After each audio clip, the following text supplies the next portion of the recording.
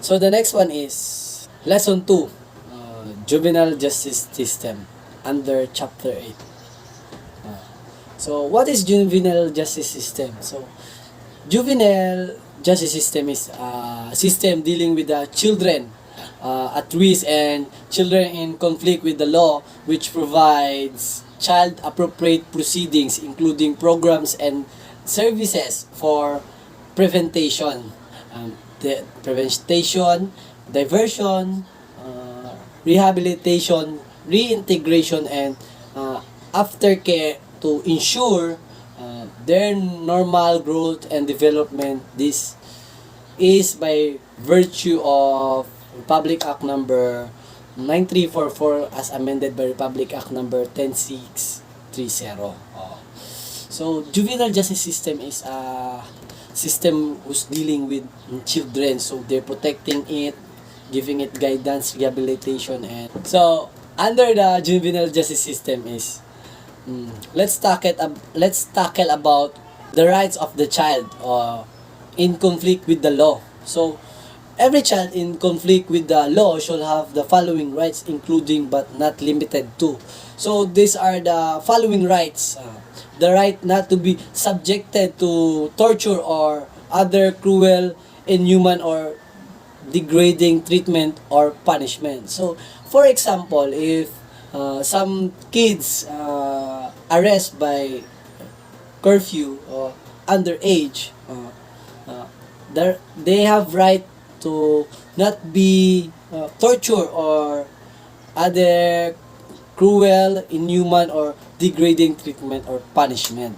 So that's the first right of a child. So the second one is the right not to be imposed as sentence of capital punishment or life imprisonment without the possibility of release. So the third one is the right not to be deprived unlawfully or arbitrarily of his or her liberty, detention, or imprisonment, being a disposition of last resort, and which should be for the shortest appropriate period of time. The state further adopts the provision of the United Nations standard minimum rules for the administration of juvenile justice or Beijing rules.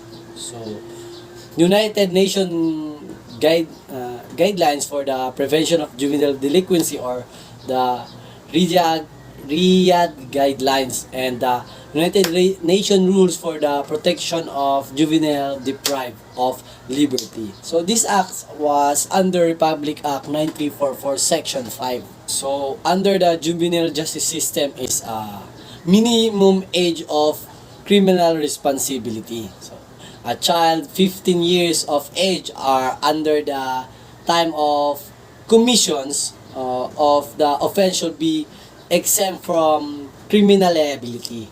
However, the child should be subjected to an interventions program. A child is deemed to be 15 years of age on the day of the 15th anniversary of his or her birth date. A child above 15 years but below 18 years of age shall likewise be exempt from criminal liability and be subjected to an intervention program unless he or she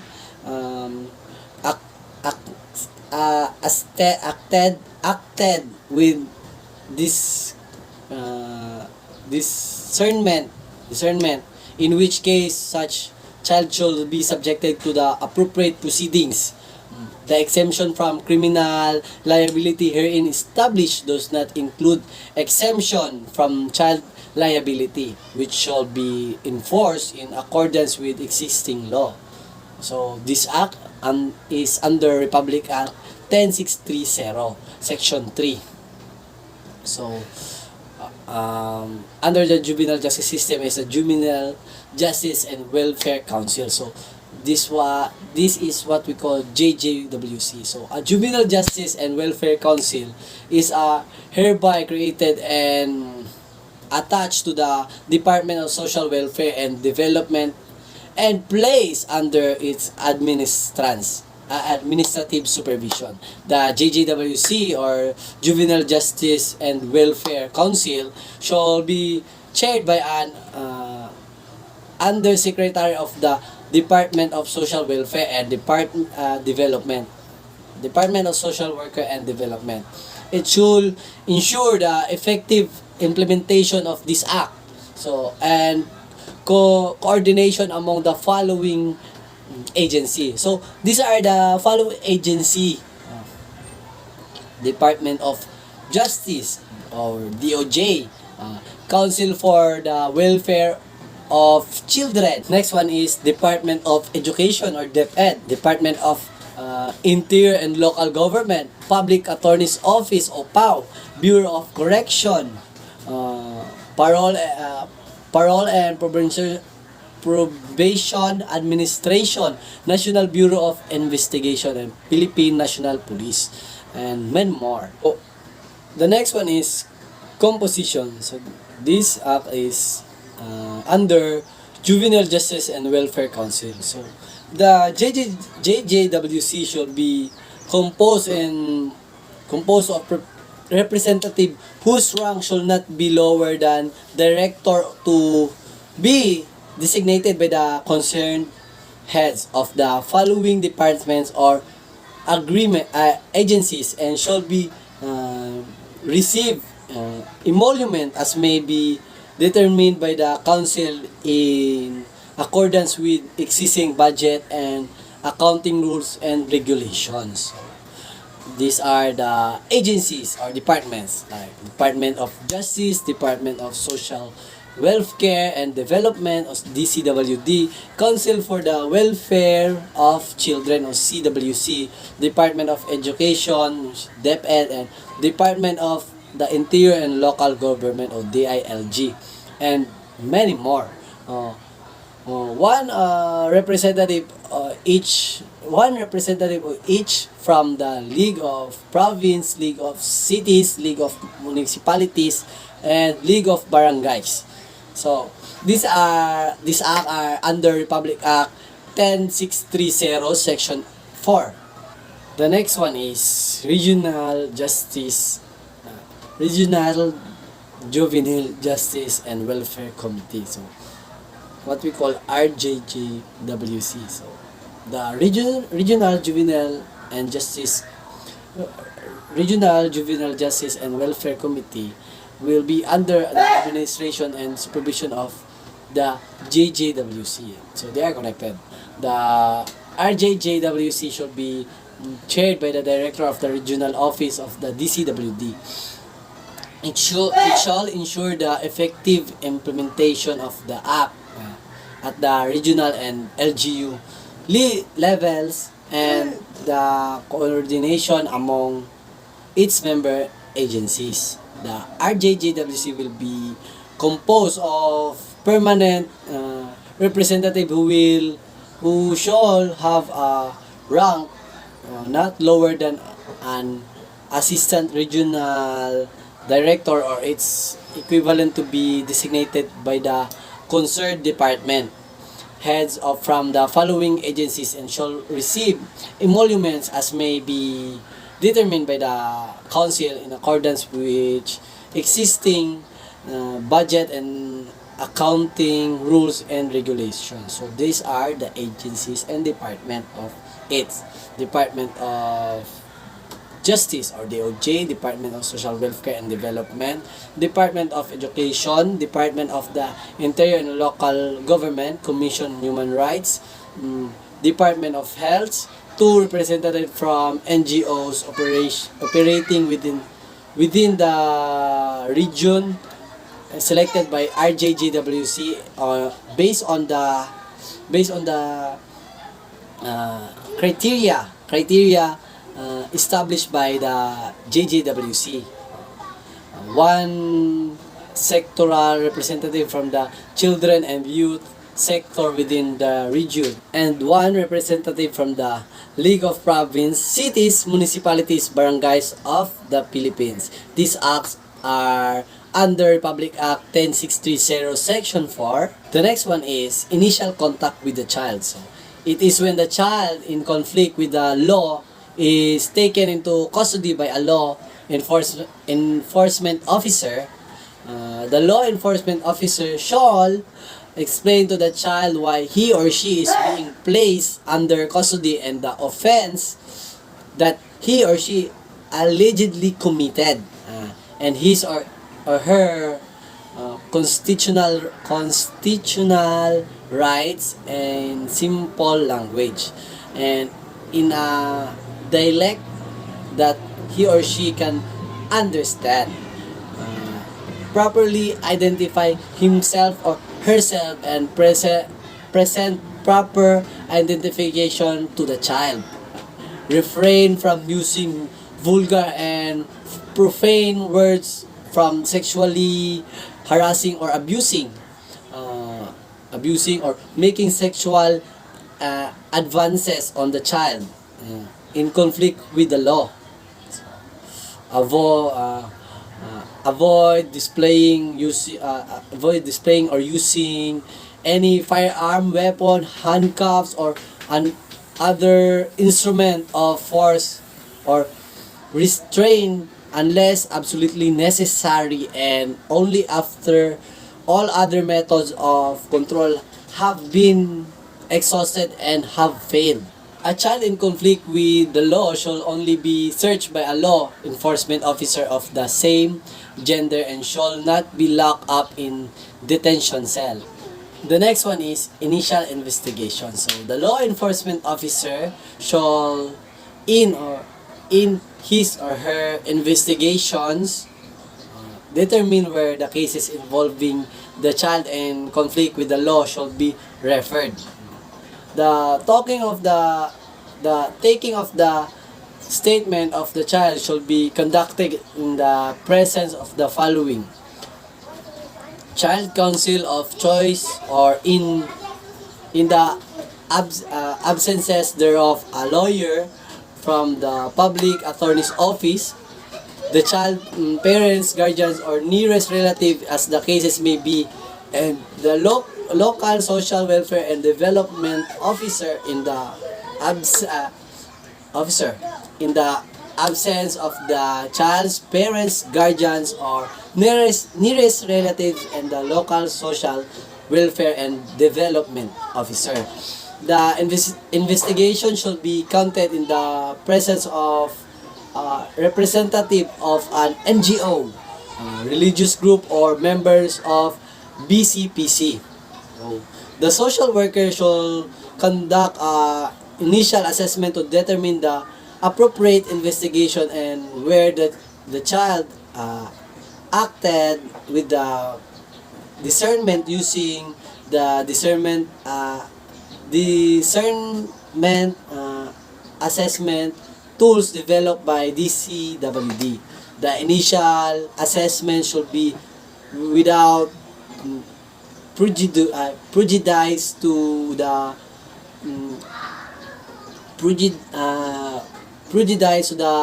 preparation of a more comprehensive case study report. The local or social worker should do either these followings: proceed in accordance with the section 20 if the child is 15 years or below or above 15 but below 18 years old who act without discernment, and if the child is above 15 years old but below 18 and who act discernment, proceed to diversion under the following chapter. So this act under Republic Act 10630 Section 7. Diversion.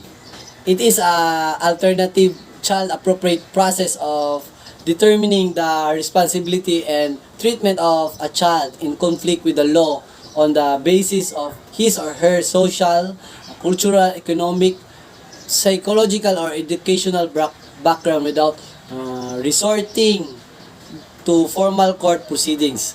Children in conflict with the law shall undergo diversions program without undergoing court proceedings subject to the condition herein provided. So, where the eh, impossible penalty for the crime committed is not more than 6 years imprisonment, the law enforcement officer or punong barangay with the assistance of the local social welfare and development officer or other members of LCPC shall conduct meditation, family conferencing, and conciliation, and where appropriate adopt indigenous mode of conflict resolution in accordance with the best interest of the child, with a view to accomplish the objectives of restorative justice and the formulation of a diversion program. So the child and his or her family shall be present in this case, these activities. In victims' crimes where the impossible penalty is not more than 6 years imprisonment, the local social welfare and development officer shall meet with the child and his or her parents or guardians for the development of the appropriate diversion and rehabilitation program in coordination with the BCPC. Where the impossible penalty for the crime committed exceeds 6 years imprisonment, diversion measure may be restored to only by the court. So this act was under Republic Act 9344 Section 23. So the diversion proceeding shall be completed within 45 days. The period of prescription of the offense shall be suspended until the completion of the diversion proceedings, but not exceed 45 days. Failure to comply with the terms and condition of the conduct of diversion as certified by the local or social welfare and development officer shall give the offended party the option to institute the appropriate legal action. The period of prescription of the offense shall be suspended during the effectivity of diversion program, but not exceeding a period of 2 years. So this act was under 9344 Section 26. Under the juvenile justice system is the intervention. So this is the last one. Intervention is a series of activities which are designed to address issues that cause the child to commit an offense. It may take the form of an individualized treatment program which may include counseling, skills training, education, and other activities that will enhance his or her psychological, emotional, and sociological well-being. Community-based programs on juvenile justice and welfare shall be instituted by LGUs through the LCPC, schools, youth organization, and other concerned agencies. The LGUs shall provide committee-based service which respond to the special needs, problems, interests, and concern of children, and which offer appropriate counseling and guidance to them and their families.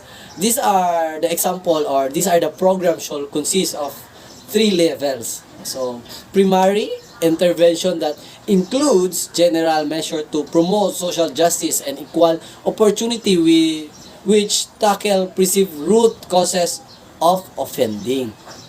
Secondary one is intervention that includes measure to assist children at risk, and the tertiary intervention that includes measure to avoid unnecessary contact with the formal justice system and the other measure to prevent reoffending. So this act was under Republic Act 9344 Section 19.